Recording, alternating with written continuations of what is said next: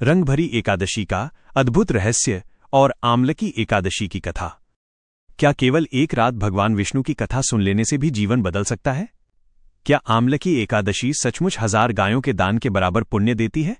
आज हम सुनेंगे त्रेता युग की वो दिव्य कथा जिसे स्वयं महर्षि वशिष्ठ ने महाराज मांधाता को सुनाया था। मंगलाचरण। ओम नमो भगवते वासुदेवाय। हे भक्तों, फाल्गुन मास के शुक्ल पक्ष की एकादशी को आमलकी एकादशी कहा जाता है। ये व्रत भगवान विष्णु को अत्यंत प्रिय है। धात्री अर्थात आंवले के वृक्ष में स्वयं श्रीहरि का वास माना गया है। प्रथम अध्याय। महाराज मांधाता का प्रश्न। त्रेता युग में धर्मात्मा राजा मांधाता राज्य करते थे। एक दिन उन्होंने महर्षि वशिष्ठ से विनम्र भाव से कहा, हे गुरुदेव, ऐसा कौन सा व्रत है जिससे मेरा और मेरी प्रजा का कल्याण हो? महर्षि वशिष्ठ बोले, हे राजन, फाल्गुन शुक्ल पक्ष की आमलकी एकादशी सर्वोत्तम है। इस व्रत से सभी पाप नष्ट हो जाते हैं और मनुष्य को महान पुण्य प्राप्त होता है। मैं आपको इसकी पवित्र कथा सुनाता हूं। द्वितीय अध्याय। वैदिक नगर का वर्णन। प्राचीन समय में वैदिक नाम का एक सुंदर नगर था। वहां ब्राह्मण, क्षत्रिय, वैश्य और शूद्र चारों वर्ण के लोग धर्मपूर्वक रहते थे। नगर में वेदों की ध्वनि गूंजती रहती थी। कोई नास्तिक, पापी या दुराचारी नहीं था। उस नगर में चंद्रवंशी राजा चैत्ररथ राज्य करते थे। वे भगवान विष्णु के परम भक्त थे। सारी प्रजा भी धर्मनिष्ठ थी और सभी एकादशी का व्रत करती थी। तृतीय अध्याय। आमलकी एकादशी का आगमन समय बीता और फाल्गुन शुक्ल एकादशी आई। राजा ने घोषणा की, आज हम सब आमलकी एकादशी का व्रत करेंगे। सभी लोग मंदिर में एकत्र हुए। वहां एक पवित्र कुंभ स्थापित किया गया। उसके समीप धात्री अर्थात आंवले के पूजन किया गया। राजा ने श्रद्धा से प्रार्थना की, हे धात्री देवी, आप ब्रह्माजी द्वारा उत्पन्न हुई हैं। आप समस्त पापों का नाश करने वाली हैं। आपको नमस्कार है। मेरे समस्त दोषों को दूर करें। धूप, दीप, नैवेद्य से पूजन हुआ। रात्रि में भजन कीर्तन और जागरण हुआ। चतुर्थ अध्याय। बहेलिये का आगमन। उसी रात एक बहेलिया वहां आया। वो जीव हिंसा कर अपना जीवन यापन करता था। उस दिन उसे कोई शिकार नहीं मिला था। भूखा प्यासा वो मंदिर के एक कोने में बैठ गया। वहां हो रहे भजन और कथा को वो सुनने लगा।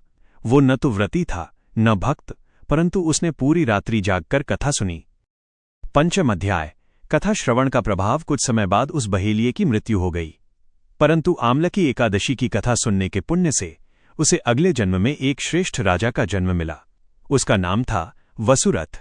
वो धर्मात्मा, सत्यवादी और भगवान विष्णु का भक्त बना। षष्ठ अध्याय। राजा वसुरथ की परीक्षा। एक दिन राजा वसुरथ शिकार पर गए। वन में मार्ग भटक गए। रात्रि हो गई। कुछ दुष्ट लोग उन्हें मारने आए।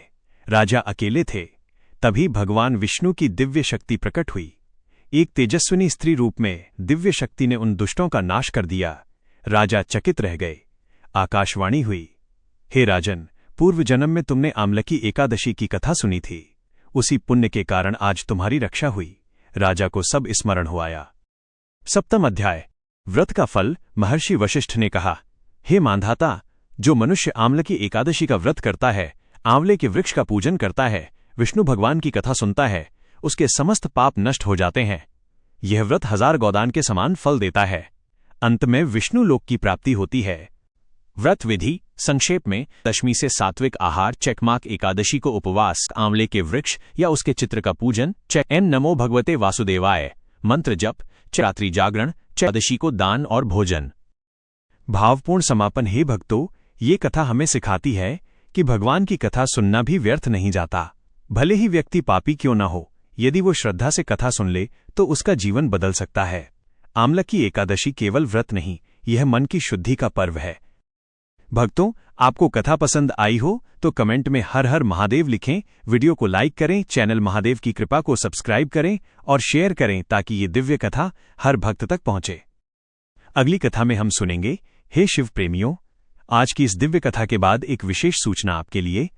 बहुत जल्द महादेव की कृपा चैनल पर हम लेकर आ रहे हैं एक अत्यंत अद्भुत और रहस्यमयी वीडियो, काशी में रंगभरी एकादशी का दिव्य श्रृंगार, जिसमें हम बताएंगे कैसे बाबा विश्वनाथ का विशेष श्रृंगार होता है, कैसे माता गौरा संग उनका अलौकिक मिलन दर्शाया जाता है और क्यों उस दिन पूरी काशी शिवमय हो जाती है। और इसके साथ ही आमलकी एकादशी के बाद आने वाली महाशिवरात्रि की संपूर्ण कथा, उस पावन रात्रि का रहस्य, 4 प्रहर की पूजा का महत्व और क्यों ये रात्रि साधक के जीवन में आध्यात्मिक परिवर्तन लाती है, ये सब विस्तार से बताएंगे। तो शिव प्रेमियों, यदि आप काशी के दिव्य श्रृंगार का रहस्य जानना चाहते हैं और महाशिवरात्रि की गूढ़ कथा सुनना चाहते हैं, तो अभी चैनल महादेव की कृपा को सब्सक्राइब कर लें, वीडियो को लाइक करें और घंटी अवश्य दबा दें ताकि आने वाली यह विशेष कथा आपसे छूट न जाए। कमेंट में लिखें हर हर महादेव ताकि हम जान सकें कि आप इस दिव्य कथा के लिए उत्साहित हैं। हर हर महादेव।